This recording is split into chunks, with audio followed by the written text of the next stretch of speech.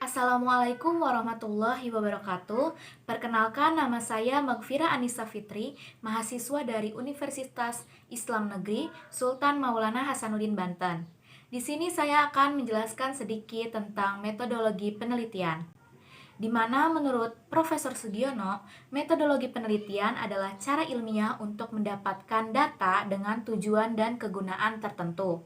Nah, metodologi penelitian memiliki dua pendekatan. Yang pertama, pendekatan kuantitatif, dan yang kedua, pendekatan kualitatif. Sedangkan jenis metodologi penelitian dapat dibedakan menjadi tiga. Yang pertama, metodologi penelitian kuantitatif, yang kedua, metodologi penelitian kualitatif, dan yang terakhir, metodologi pengembangan atau dapat disebut sebagai metodologi research and development atau R&D.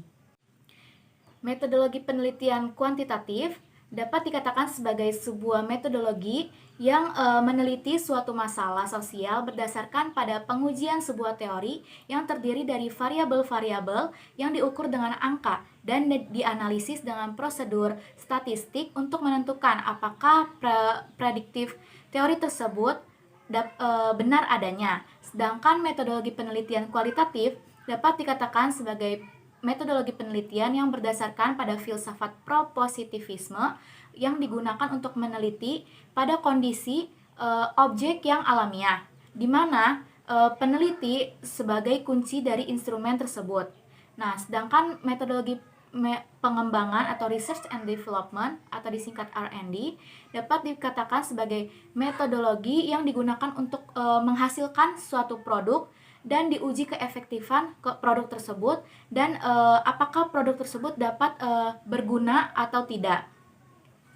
Intinya metodologi pengembangan ini adalah penelitian untuk menghasilkan suatu produk yang dapat dikembangkan dan digunakan dan diuji apakah efektif atau tidak produk tersebut. Penelitian tersebut memiliki perbedaan, di mana dapat dilihat dari dimensi tujuannya dan dimensi desain. Nah, kalau dilihat dari dimensi tujuannya, penelitian kuantitatif adalah untuk menunjukkan adanya hubungan antar variabel, menguji teori, dan mencari generalisasi yang mempunyai nilai produktif.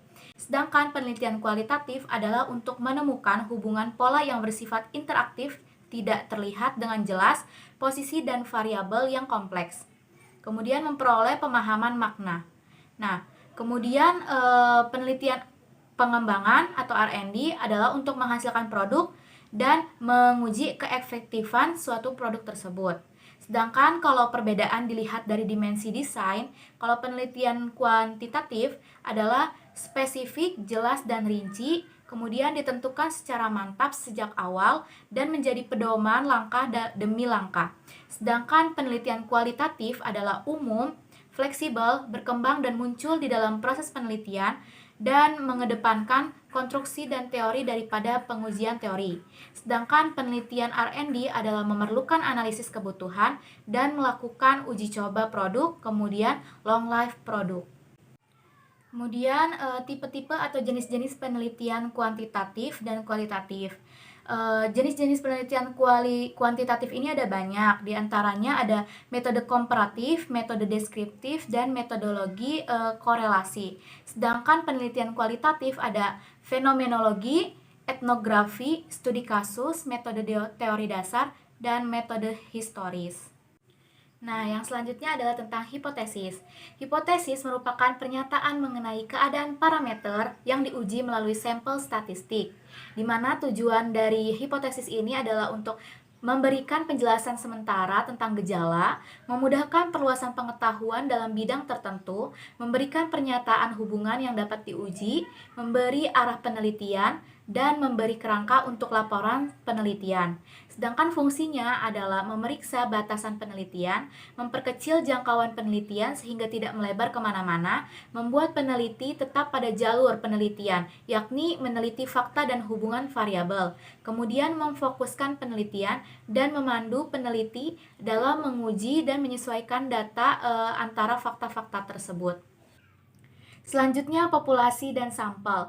Nah, populasi adalah keseluruhan objek yang akan kita amati atau kita teliti, di mana anggota dari populasi ini adalah benda hidup maupun benda mati dan juga manusia, di mana sifat-sifatnya dapat kita ukur atau kita amati. Sedangkan sampel adalah bagian dari populasi yang menjadi objek penelitian. Nah, ada 3 faktor yang melandasi pengambilan sampel. Yang pertama adalah keterbatasan waktu, tenaga, dan biaya. Yang kedua adalah lebih cepat dan lebih mudah. Dan yang ketiga adalah memberi informasi yang lebih banyak dan lebih mendalam atau mendetail. Kemudian ada 2 teknik dalam pengambilan sampel. Yang pertama adalah teknik random sampling, di mana kita mengambil sampel secara acak dan memungkinkan untuk mendapatkan sampel representatif. Sedangkan yang kedua adalah teknik non-random sampling atau pengambilannya tidak secara random, diberi peluang yang sama untuk ditugaskan menjadi anggota sampling, tetapi memiliki kemungkinan tidak menghasilkan sampel yang representatif. Selanjutnya adalah variabel. Variabel merupakan konsep yang mempunyai variasi nilai, di mana variabel dapat dikatakan sebagai suatu atribut atau sifat atau nilai orang, objek, organisasi, atau kelompok atau suatu kegiatan yang mempunyai variasi tertentu untuk ditetapkan oleh peneliti untuk dipelajari dan ditarik kesimpulannya. Selanjutnya macam-macam variabel. Variabel ada 6 macam. Yang pertama variabel bebas, di mana variabel bebas adalah suatu kondisi atau nilai yang jika muncul maka akan memunculkan atau mengubah kondisi nilai yang lainnya. Kemudian variabel terikat, di mana suatu kondisi atau nilai yang muncul sebagai akibat adanya variabel bebas. Selanjutnya variabel kontrol, di mana suatu kondisi atau nilai yang dapat mempengaruhi keadaan subjek penelitian. Selanjutnya variabel antara atau suatu faktor yang secara teoritik atau konseptual berpengaruh terhadap fenomena hubungan antar bebas dan juga terikat. Selanjutnya variabel moderator, yang mana merupakan variabel bebas untuk menentukan sejauh mana efeknya ikut mempengaruhi hubungan antar variabel bebas dengan variabel tergantung. Selanjutnya kovariabel atau merupakan variabel bebas yang sudah diketahui memiliki hubungan linear dengan variabel tergantung dan diikutsertakan dalam desain penelitian agar kecermatan analisis tetap terjaga. Nah, selanjutnya jenis hubungan antara variabel. Yang pertama ada hubungan simetris, yang kedua hubungan timbal balik, dan yang ketiga hubungan asimetris atau tidak simetris. Selanjutnya teknik pengumpulan data. Teknik pengumpulan data ada 4. Yang pertama observasi atau pengamatan, kedua kuesioner atau angket, ketiga interview atau wawancara, dan yang terakhir adalah dokumen.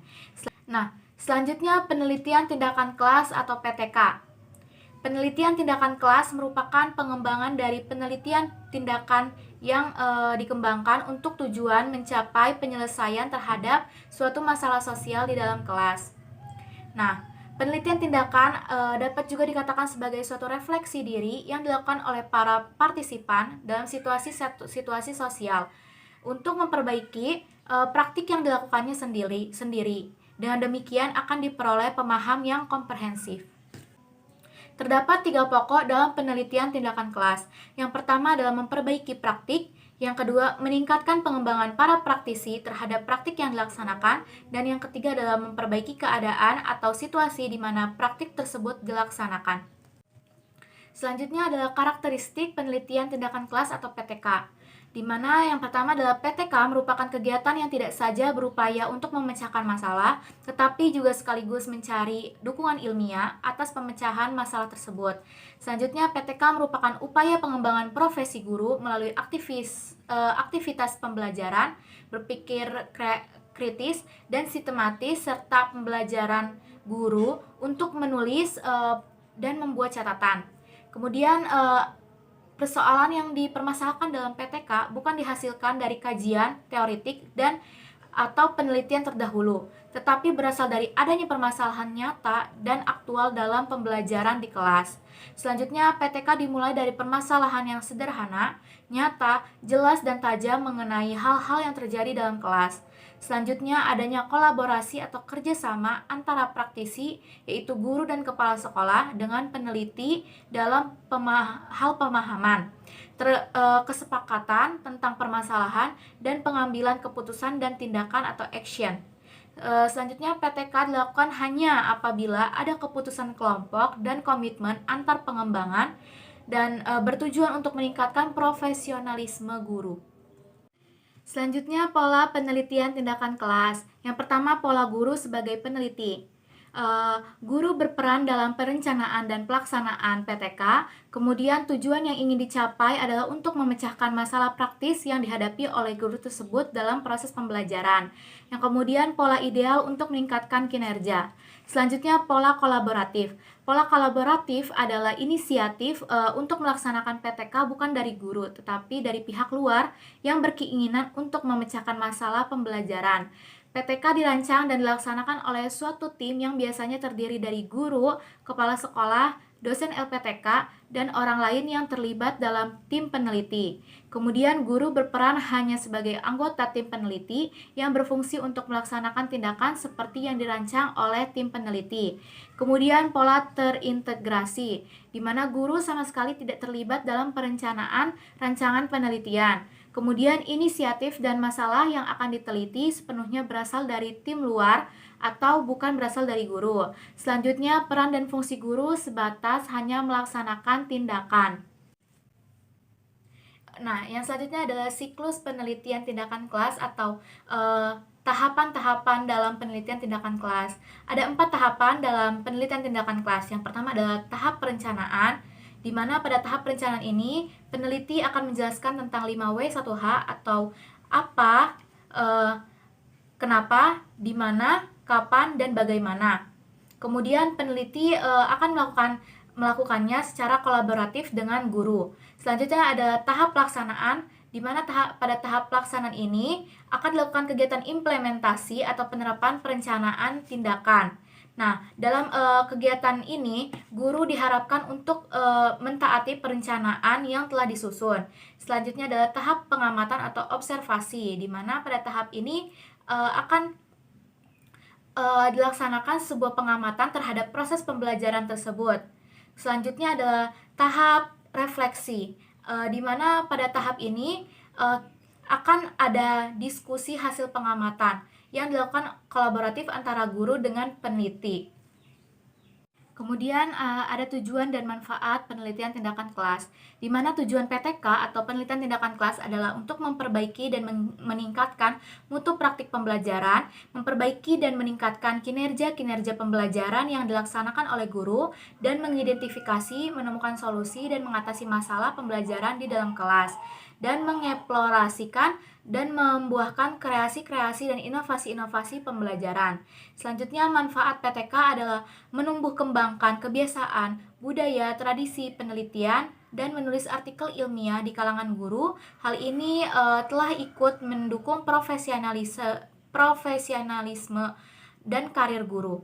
Kemudian mampu mewujudkan kerjasama kolaborasi atau sinergi antar guru dalam satu sekolah atau beberapa sekolah untuk bersama-sama memecahkan masalah pembelajaran dan meningkatkan mutu pembelajaran. Kemudian mampu meningkatkan kemampuan guru dalam menjabarkan kurikulum atau program pembelajaran sesuai dengan tuntutan dan konteks lokal, sekolah, dan juga kelas.